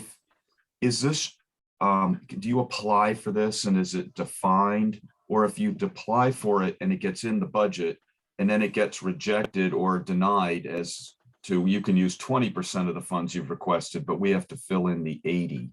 How do we work that through the budget? Yeah, a little different. It's really off budget. It's not part of the regular budget process. So we've received half of the funds. And so we just need to get approval prior to expenditure. So we tell our grant administrators that we coordinate with, at the federal level saying to the state, we plan to do X, Y, and Z. Are you okay with that? And they'll say, yes, you're good to go. That's perfect, particularly for the capital stuff. Right. That's awesome. So it is a little different process. It doesn't need town meeting approval. It is something that the selectmen control. But again, obviously, I'm looking for your guidance, and they will too. They will too. It doesn't go to town meeting? No, so it's really more off budget, a grant. budget. Yeah, it's a grant program basically that is awarded to the town, and we have to get we double check to make sure we're expending the money on approved projects that meet the criteria. But once we get that green light, we're good to go. Hey, Greg, can I ask a softball theoretical question? I think I know the answer to, but I'll throw it out anyways. If I said theoretically you had to spend the full $1.5 million on DPW hard, CapEx type stuff, I got to believe it would not be hard to do so, right? That's correct. That's correct. I mean, I feel like we're always talking about old pipes and breaking pipes and pipes that aren't connected and, wastewater treatment plant. I mean, I don't know. It just seems like that's where we should be focusing the efforts, but that's my thoughts. Yep. No, I hear it loud and clear. So should our discussions, Greg, be focused on the 8 or more broadly on the question that just got asked, like maybe the further allocation to DPW projects? Yeah, we need to discuss the whole thing, Peter, as the Okay, FinCom. well, Yeah, I started hearing it was the 8, but I agree with you. I think we discussed the whole thing. yeah. And we'll put it on our agenda for our next meeting again to discuss it. Okay. Okay. Once This is people, Chuck. Can I chime in for a second? are you the one with your hand raised? I am, yep. Oh, yes. Oh, good. Okay. Tried doing it on my phone, but. Okay, good. Go ahead. I guess I just wanted to emphasize on my end for the DPW, and I guess thank you for your support in all these projects, but most of the ones that Greg just mentioned, if not all of them, I have contracts and people ready to go on all of those. So we're ready to execute them as soon as possible. And kind of the point is to execute them as soon as possible so that we know what we will need or be in a good position. Because as you know, a lot of these designs, especially, will take months to go through some of the permitting and other things that will be required. So I'm hoping that, especially if they're kind of slam dunks and you don't have any kind of technical questions about them, and I'm pretty confident that they all fit the bill and they're, top of mind priorities in the very short term anyway, especially with Scada, which Scada is supervisory control and data acquisition, Greg. So you can write that one down. But so basically that's all the communications at the plants from the the operator at the computer or on his smartphone to the to the plant operation. So turning on pumps, turning on processes in the treatment process, and also communicating with the tank and communicating with the well on Lincoln Street. And another aspect of it that is included in that scope and in those dollar figures is kind of a buzzword these days, but the you hear about all the phishing scams and the different kind of what's the word, basically hacking and the vulnerability when it comes to cybersecurity, I guess. And so it was identified as kind of a weakness. Like Greg said, all that stuff is original to the plant. It is on the CapEx plan, but it hasn't been something that's been put on the top. Like you've said, we've been trying to do the pipes and some of the other things. So this is really kind of a gift out of the heavens. It's really exactly what this money is intended for, to kind of put some of these things that were lower down on the list but very important at the top of the list. And so I guess I'm just hoping that if there's kind of a little bit of consensus on at least some of those things, that we can get started right away rather than future meetings. I'm happy to go to future meetings as long as it's very, very soon, but this is something that we really need to take care of. So well, so to that point, can we, I don't know if this is possible, Greg, but can we take a vote on just the DPW part stuff? And then Sure. leave the rest, No, that's fine. You can bifurcate, yes.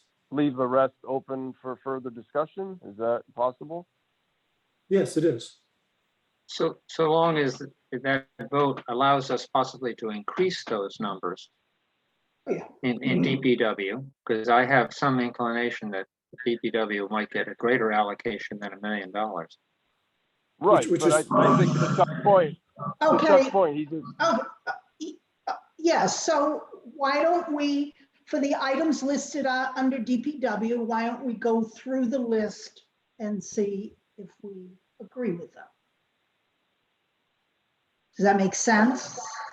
Well, I think you're hearing that people do agree with him. That's what I'm hearing. So we have to have a motion and we have to No, I understand. I understand. identify the items. I understand we need a motion, but I heard a comment which I think is very valuable, which is we might end up by adding, just want to be sure the door is open if we don't. Sure it is, yeah. Chuck will be fine with getting more money down the road. He's fine with that, I'm sure. Could I I ask always a have a place question? to spend it. I can spend it wherever you want. Are there any ones in particular that you want to start on, like the Scada and the water tank mixer, or are they all equally as important? The Scada is pretty much 1A on my list. The other one on there is the school street design, because that was going to be our kind of next year's capital ask anyway. And so if I can get the design started that much sooner, then, you know, like Greg said, there may be other funding coming from the state and maybe even the Fed if, you know, depending on what you read. So those projects are typically, for those construction dollars, are, you know, based on how shovel ready you are. So I think the school street and the Scada are the top of my list. The mixer is something that I've been working on, you know, that I would like to do sooner rather than later, but it's not a, you know, it's not a massive priority. But like Greg said, you know, the projects I put in there were, you know, whatever it was, 600,000, something along those lines. You know, I can spend $1.5 million tomorrow just as easy as I can spend 600, but this was just kind of, you know, not being too greedy. But don't you want the design of Plum Hill up front too, in case we get more money to actually fund the construction? I absolutely do, but if you were making me choose, I would put that one lower. You know, that's 2B rather than 1B. But yes, I want them all. Can I take a stab? Can I take a stab at a motion? Hold on just a second, Mike. Okay. Okay. Greg, you said we've received half the money. Correct. When do we receive the rest of the money? Because that would impact what we do. Yeah, I think I want to say in the spring.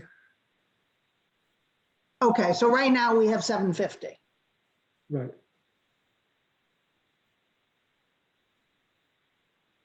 Okay, so take that in consideration, Mike, when you make your motion, because it seems to me we only want to Yeah, make a motion on stuff we're but funded for. that's a fair point, but I think the numbers still work, because I was going to make a motion for the 642 too, and to your point, if we got 750 in the door, then we're still ahead of the game by 110 grand, right? Okay. Can I ask a question here? The very first line item at the very top, which I think is downtown improvement. Right. What is that specifically? And I wonder if maybe that should get lumped into a later part. Because I guess from what I'm hearing, most of these other projects are engineering related and sound pretty ready and pretty pertinent. But maybe you can explain what that is, Greg.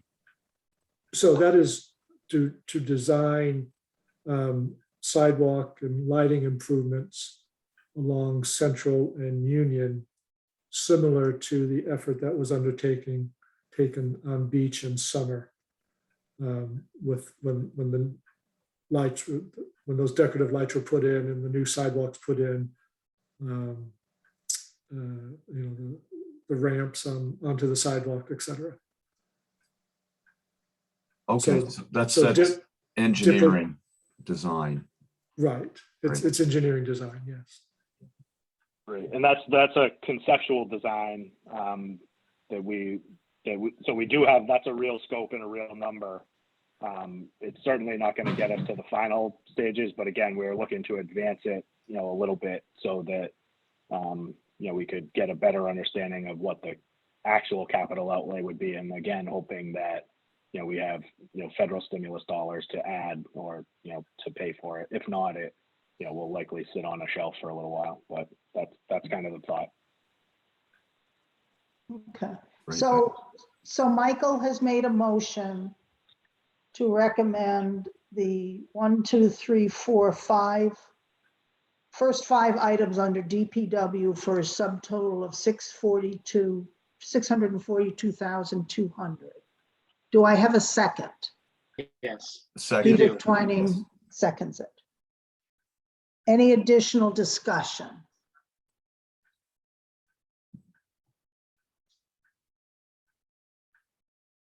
Are we ready to move to a vote on it? Okay. Roll call vote. Maury, Yes. Peter, Yes. Mike Pratt, Yes. Sarah votes yes.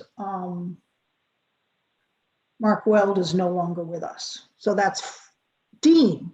Did I call on you? Yes, yes. Dean, yes. Yes. Sorry. So is that sufficient for now, Greg? It is, I am, in terms of the bottom list, the only one that is particularly time sensitive is that that 15,000 on the climate study. But if you're not quite ready, then I can provide some additional information on it. Yeah, I guess I'd need some more information. Yeah, I can give you the description of the project and the budget and all that. Yes.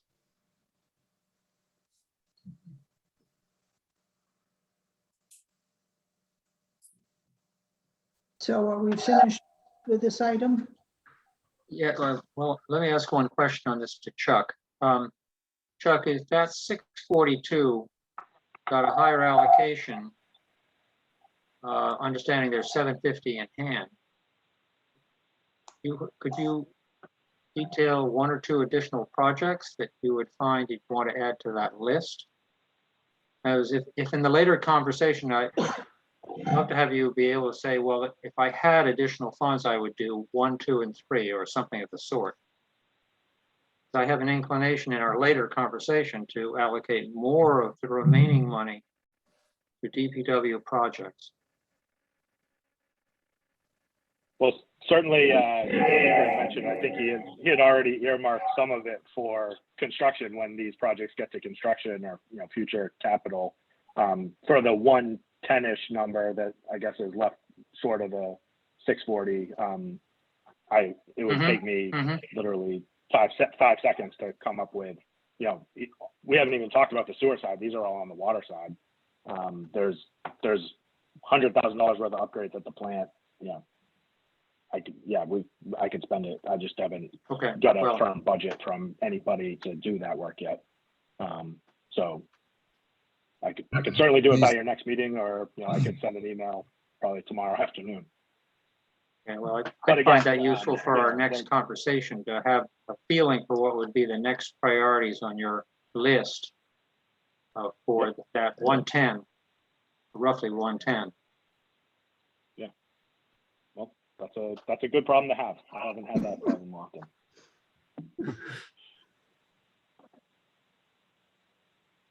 Anything else on this topic? Okay. Greg, do you have any updates on current town projects or grants that we haven't heard recently? Let's see, the Tux Point, we're very close to getting the final permit issued, and so that'll be ready to go come early spring. and get that project finished by next Memorial Weekend. Maybe a ceremonial burning of the yellow dinghy that people have been having to use to get out to those floats. So that's looking good.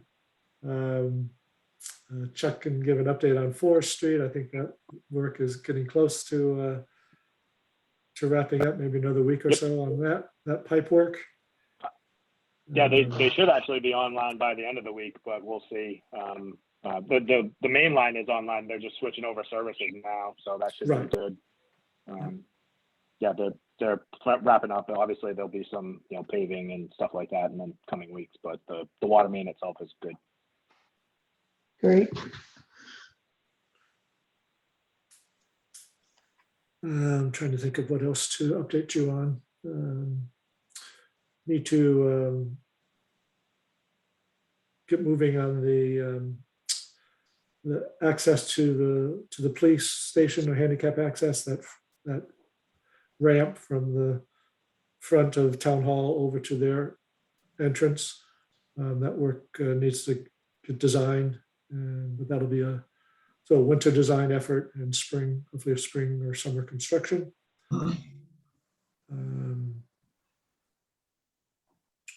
The new AV equipment for room 5, that's all been installed. Most of it has. It's enough to be functional.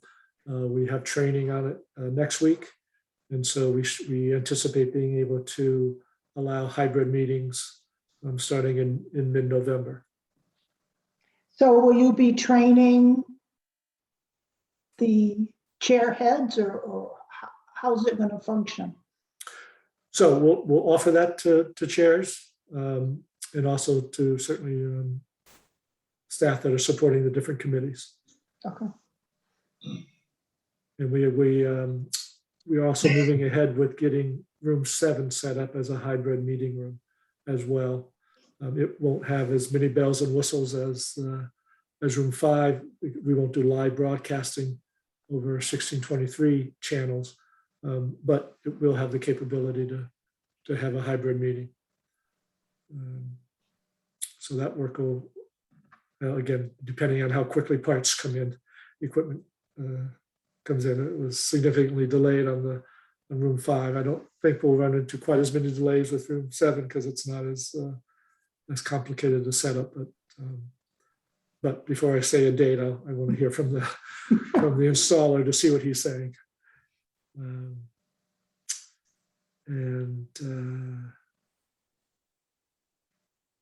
Other DPW projects, for example, the compost project, we are close to contract for that new facility.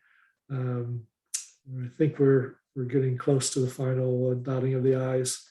Lawyers are about to sign off. We hope to have that ready for selectmen to approve at their meeting on the 15th. And so with that in hand, as soon as Black Earth gets their final sign off from DEP, then they can start construction, assuming that all gets ratified.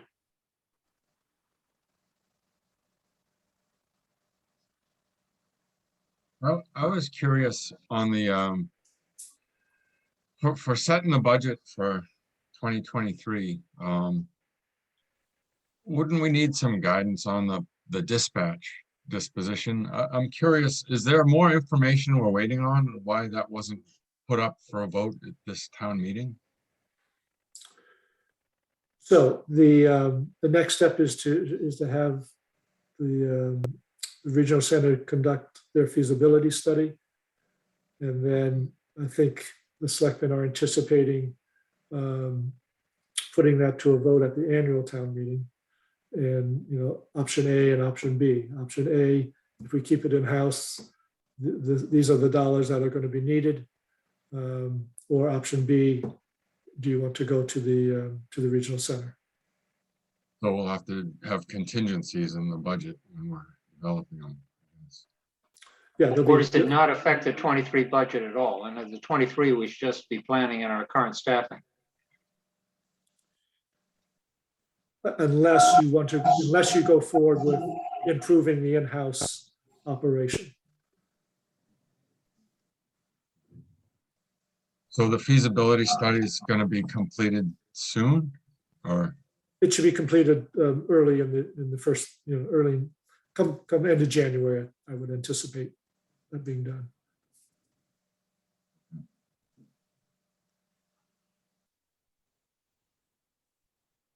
So we can discuss all that when we get the budget. Correct. Regardless of when it's approved, it'll take a year before it'll actually be in effect. Is that correct, Greg? I mean, even if the town meeting, all of that were to happen in May or April or whatever, from the budgeting point of view for 23, it's, again, status quo for the large part, I guess, except for the capital item you mentioned. Again, we need to discuss that when we discuss the budget. Budget is not on tonight's agenda. So we'll be getting asks, I'm assuming, from the fire department to increase the number of dispatchers. And in that case, we'd need to discuss it as part of the budget. Whether it's this 23 or 24, I don't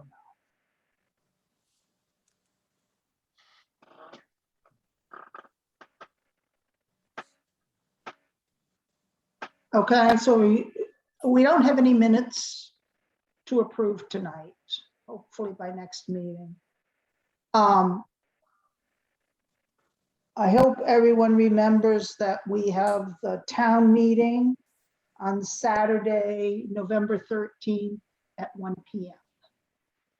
in the high school cafeteria. Gymnasium. Gymnasium, yep. Yeah. With overflow in the auditorium if we need it. Overflow to the comfy seats. Yes. Yeah. So Greg, have you come up with time frame as to when you want to present the budget to the FinCom and the Board of Selectmen? Do you have that on your schedule, on your calendar yet or not?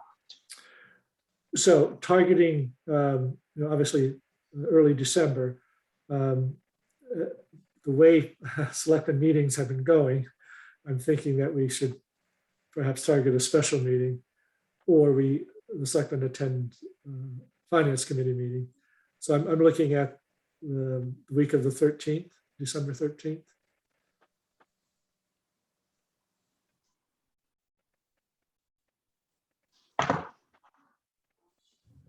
Yeah, so we can't have a FinCom meeting on the 15th because that's the ZBA meeting, Oh, okay.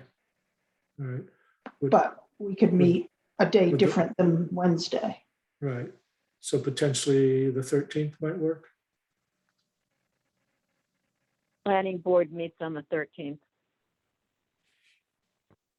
Right. Okay.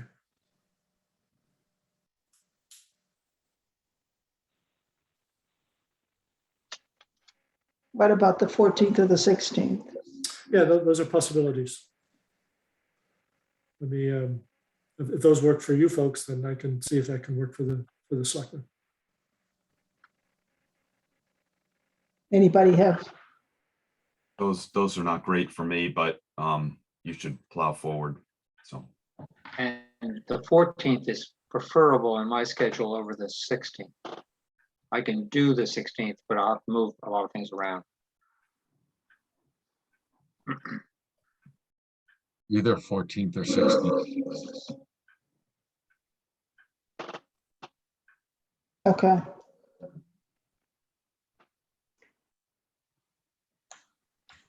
So do we want another meeting before we get to December 14th to go over these ARPA funds more? Yes. I think it's a good idea.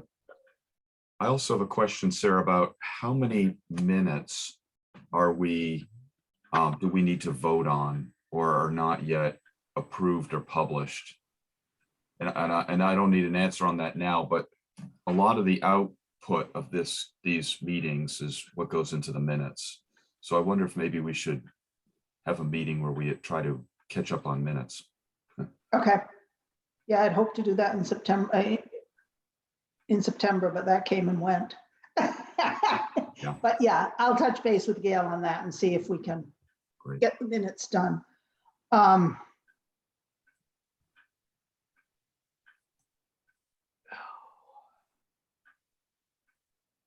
So what are people thinking?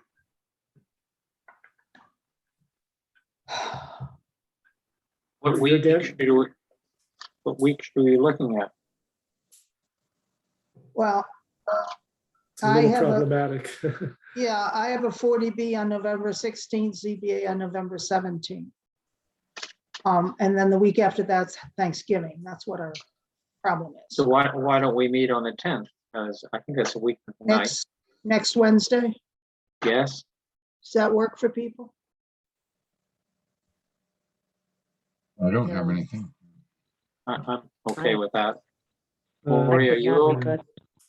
or are you okay with that? I'm just looking. I think I am. The 10th. Yep, that's great. What about you, Greg? Wondering also Yeah, about the that's first. that's problematic for me. I've got another Yeah. commitment that night. How about the 11th then, Thursday? Great. That's a holiday? Yeah, it is, but that's okay. Oh, Would December 1st work for anyone? No, that's a 40B meeting. Okay.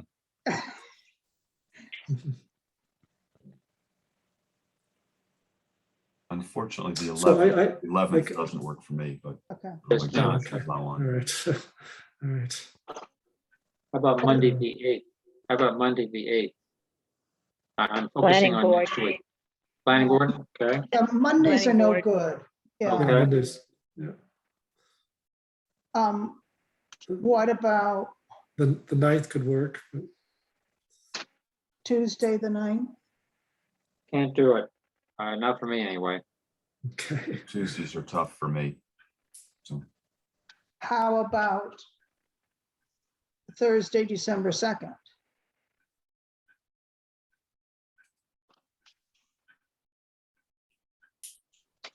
That works for Fine. me. Fine here. I could make the 2nd. Are you okay, Maury, on the 2nd? I am. It would be great if we could start at 7 or so. I'd probably have a hard stop at about 8:30, 8:45. Okay.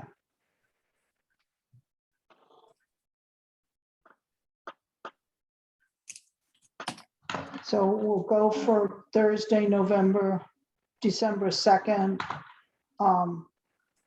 We'll discuss the ARPA funds. What else would you like on the agenda? Anything? Review minutes if we can. Oh, yeah. Yep.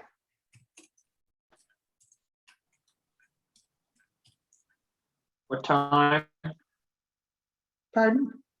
What time? 7 o'clock? 7, yeah. I think people have troubles with 6:30.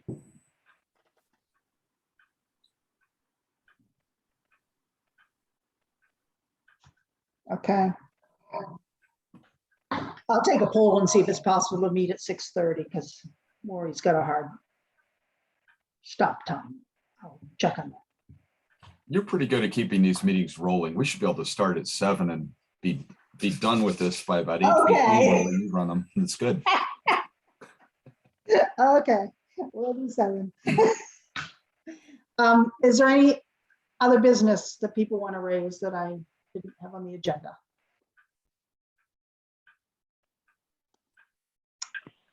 Okay. Thank you. Right. Have a good night. Oh, wait a minute. Wait a minute. Motion to adjourn? Yeah. There you go. Who's making a motion to adjourn? Motion to Peter did. adjourn. Maury makes a motion. Who's seconding it? Peter's got his hand up. Okay. I'll take a roll call vote because you have to do a roll call vote to adjourn, even though I normally don't. Maury, Yes. Dean, Yes. Peter, Yes. Michael, Yes. and Sarah says yes. Thank you. All right, good night, everybody. Good night, everyone. All right. Good night. Right.